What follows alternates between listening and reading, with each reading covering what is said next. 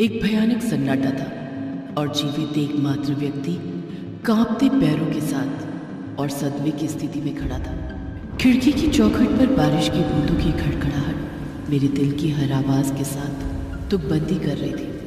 बादल गरज रहे थे और कहीं गड़गड़ाहट हो रही थी। मेरी नजर नीचे जमीन पर गई। जमीन पर बुजुर्ग गार्ड नीले धब्बेदार होठों के साथ मृत पड़ा था। मैं वहीं खड़ी रही, जमी हुई, और मेरे सामने दीवार पर एक पेंटिंग टंगी थी और मैं सोच सकती थी कि पेंटिंग से मेरी माँ कितनी मिलती जुलती है, कि पेंटिंग में महिला मेरी माँ की जैसी क्यों थी।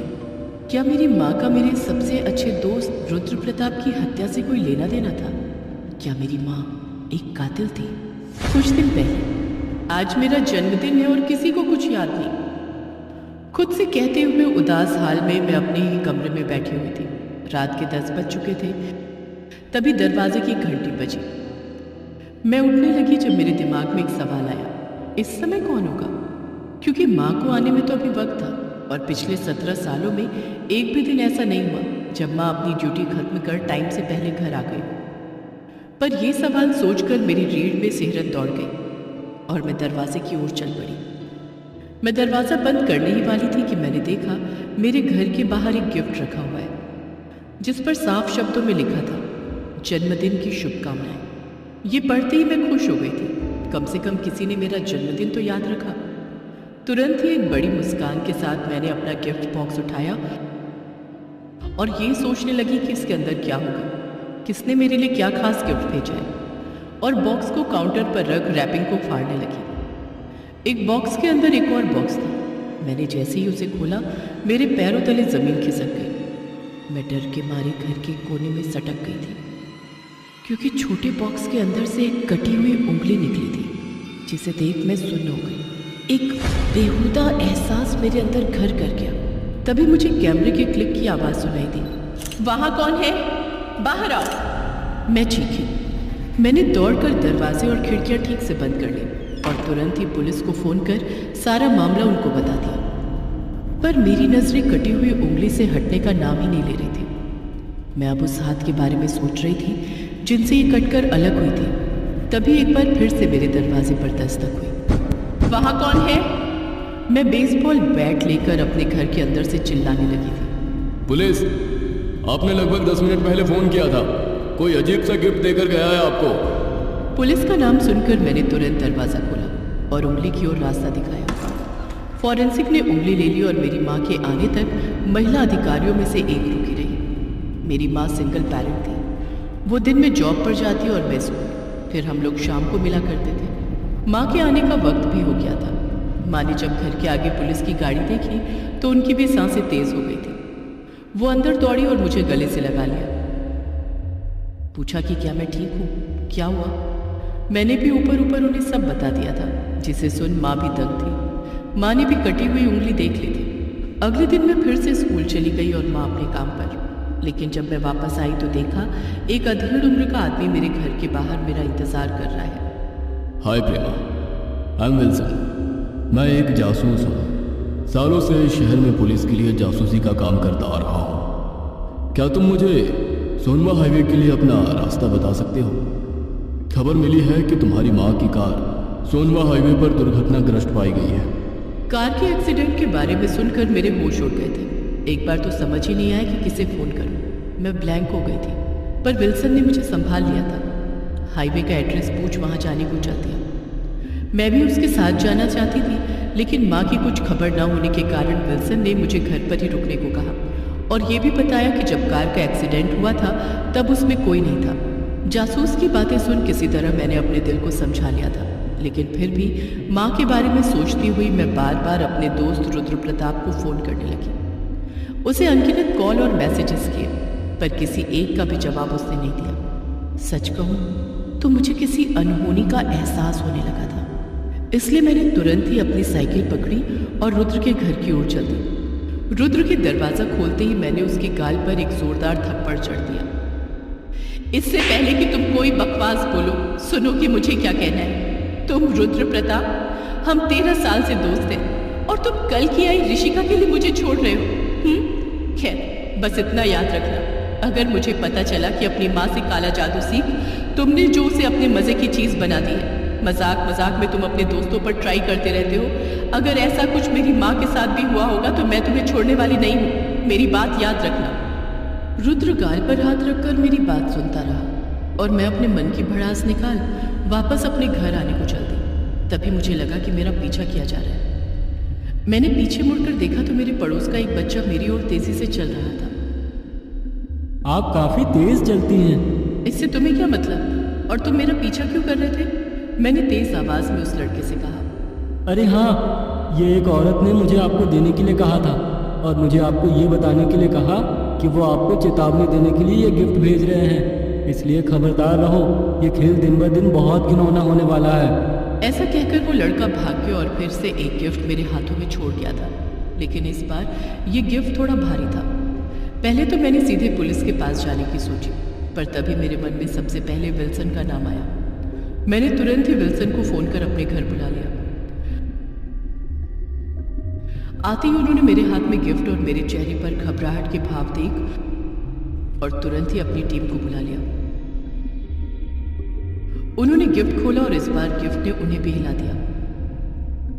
रक्त लाल नाखून पेंट वाला अंगूठा। सबसे पहली जो चीज मैंने नोटिस करी वो नेल पेंट का रंग था। मेरी माँ भी वही रंग लगाती है और जिस दिन वो गायब हुई थी उस दिन भी माँ ने ऐसा ही नेल पेंट लगाया था। ये सब सोचकर मैं बेहोश हो गई।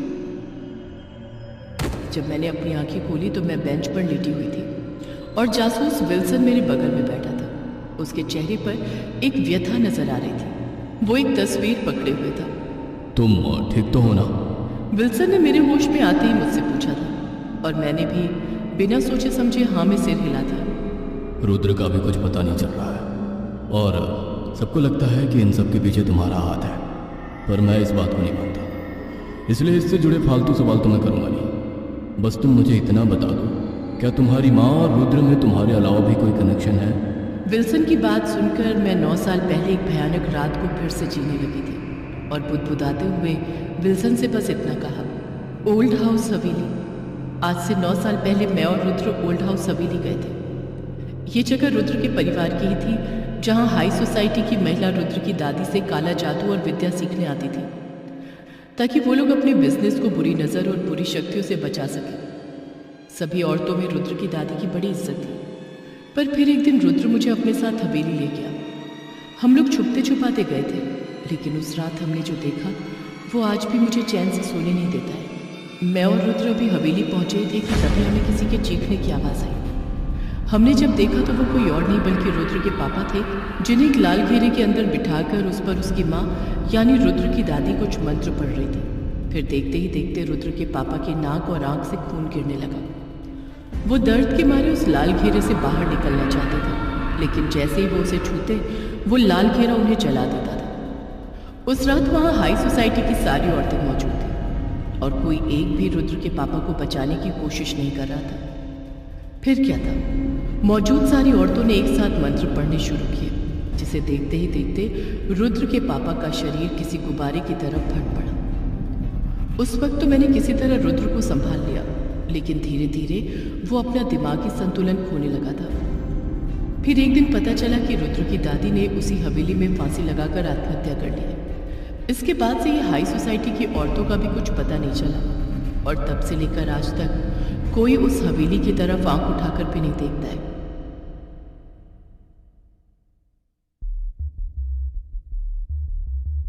पर एक बात समझ नहीं आई, जब तुम्हें पता था कि रुद्र निर्दोष है तो तुम उसके घर क्यों गई थी?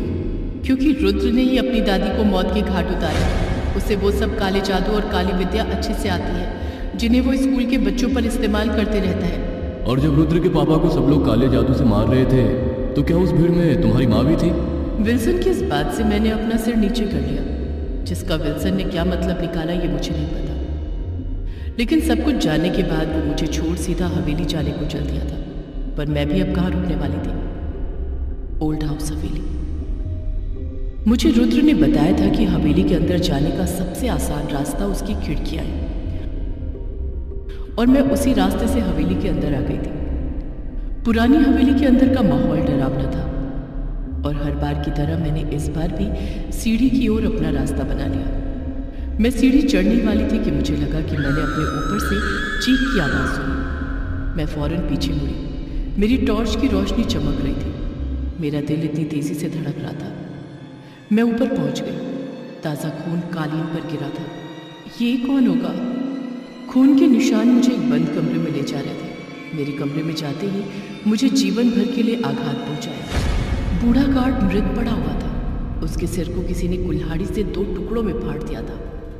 पर इससे पहले मैं इस सदमे को बर्दाश्त कर पाती, मेरी नज़र दीवार पर टंगी एक तस्वीर पर गई। मेरी माँ। ऐसा लगा जैसे मेरे अंदर सब कुछ ढह गया। मेरी माँ का चित्र यहाँ कैसे था? जैसे ही मैं गिरी मेरे हाथ को कुछ गीला महसूस हुआ। खून? हाँ, वो खून था। मैंने खून के निशान की दिशा में देखा और इस बार मेरा दिल मेरे मुंह को आ गया था।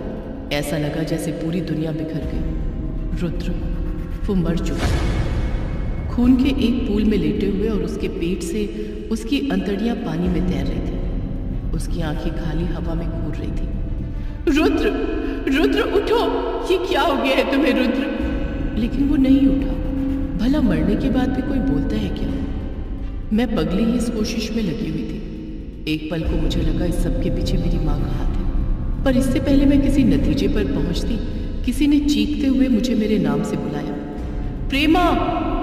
अपना नाम सुनते ही मैं आवाज़ की दिशा की ओर चलती और यही वो समय था जब मैंने खुद को खो दिया था, क्योंकि मेरी आंखों के सामने मेरे पापा हवा में मंडरा रहे थे। मैं उस पल में जान गई थी कि मेरा पूरा जीवन झूठ था। मेरे पिता जिन्हें मैं 15 साल तक मरा हुआ समझती आई थी, वो जिंदा और बिल्कुल सही सलामत हवा में किसी के ऊपर मंडरा रहे थे। और जब मैंने नीचे देखा तो मेरे पैरों तले ज़मीन ही हिल गई, क्योंकि नीचे मेरी माँ खड़ी थी, जिन्हें ढूंढते हुए मैं इस हवेली में आई थी। हम क्यों इस मुसीबत को इतने सालों से पाल रहे हैं? जो लोग भी हमसे जुड़े थे उन्हें तो हमने एक एक करके खत्म कर दिया और अपना मकसद भी लगभग पूरा ही हो चुका है। अब बस एक यही बाकी है। अगर तुमसे नहीं होता तो मुझे बोल दो, मैं रुद्र जैसा हाल इसका भी कर देता हूँ। नहीं विक्रम, बेचारी 15 सालों से मुझे माँ कहती हुई आई है। अब इसे इतनी बेरहम मौत देना ठीक नहीं होगा। मैं तो कहती हूँ इसे उठाकर सीधा इस हवेली की छत से नीचे फेंक दो। लोग अपने आप ही आत्महत्या की कहानी बना लेंगे। वैसे भी आज के बाद से मैं कभी अपने घर नहीं जाने वाली हूँ। सबको लगेगा कि इसने अपनी माँ के दुख में अपनी जान दी है। नहीं, चुपचाप से इसे कमरे में ले जाकर गार्ड और रुद्र की तरह मौत के घाट उतार देते हैं, फिर हमेशा के लिए ये शहर छोड़ देंगे। इतना कहकर पापा ने मुझे एक फूंक मारकर वापस कमरे में धकेल दिया और मुझे मारने के लिए मेरे पीछे आने लगे। मुझे इतना तो पता चल गया था कि बचपन से जिन्हें मैं अपना माँ पापा समझती हुई आई थी, वो दरअसल मेरे लिए एक अजनबी थे जो मुझे मारना चाहते थे। बस यही सोचकर मैंने गार्ड के फटे हुए सिर के बीच से कुल्हाड़ी अपने हाथ में उठा ली और गुस्से में पीछे मुड़कर एक ही बार में पीछे खड़े शख्स का सिर एक झटके में अलग कर दिया। हाँ, मैंने अपने हाथों से अपनी माँ को मौत के घाट उतार दिया था। माँ का यह हाल देखकर हवा में उड़ रहा वो शख्स गुस्से से बौखला गया था और उड़ता हुआ सीधा मुझे मारने मेरी तरफ ही आ रहा था। मैंने उस पर बहुत हमले भी किए, लेकिन वो सबसे बचता हुआ मेरी गर्दन पकड़ मेरे सिर को मेरे धड़ से उखाड़ने लगा। मुझे मेरी गर्दन की नसें खिंचती हुई साफ महसूस हो रही थी। मैं दर्द से चीख रही थी और आसपास कोई जिंदा व्यक्ति नहीं था जो मुझे मरने से बचा सकता था। कुछ पल दर्द को बर्दाश्त करने के बाद मैंने अपनी आंखें बंद की और मौत को स्वीकार कर लिया था। तभी मुझे किसी की तेज चीख सुनाई दी। होश संभालने पर देखा तो जो आदमी मेरा सिर उखाड़ रहा था वो दर्द से कराहते हुए नीचे ज़मीन पर गिर पड़ा था और उसके पीछे जासूस विल्सन खड़ा था, जिसे देख मैं उसके गले से लगकर रोने लगी थी। विल्सन ने भी मुझे संभाला और सारी कहानी बताते हुए कहा, हवेली का असली मालिक मैं हूँ, जिसके परिवार को मेरे पापा और मेरे माँ ने काले जादू से ख़त्म कर दिया। उसकी सारी जायदाद ज़बरदस्ती हथिया ली। असल में मेरे माँ पापा किसी गिरोह के सदस्य थे जो दुनिया में जाकर किसी अमीर परिवार को अपने चंगुल में फंसाकर उसकी सारी जायदाद लेकर पूरे परिवार को ख़त्म कर देते थे और हथियाई हुई जायदाद को बेचकर वह अपने गिरोह को समर्थन करते थे। इसीलिए ही उन्होंने तुम्हें गोद लिया और तुम्हारी परवरिश की, ताकि उन पर किसी को शक ना हो। और धीरे धीरे उन सबको मौत के घाट उतारने लगे जो भी उनकी असलियत जान जाता। रुद्र ने भी इसी चक्कर में अपनी जान खोई थी। वो शुरू से सारी असलियत जानता था। और रही बात वो गिफ्ट की, तो वो सब तुम्हारे पास तुम्हारी माँ इसलिए भेजी थी ताकि तुम्हारे परिवार पर किसी को शक ना हो। ये सब एक खेल था जिसमें तुम सिर्फ प्यादा थी, लेकिन अब तुम एक खेल की इकलौती जिंदा खिलाड़ी बची हो।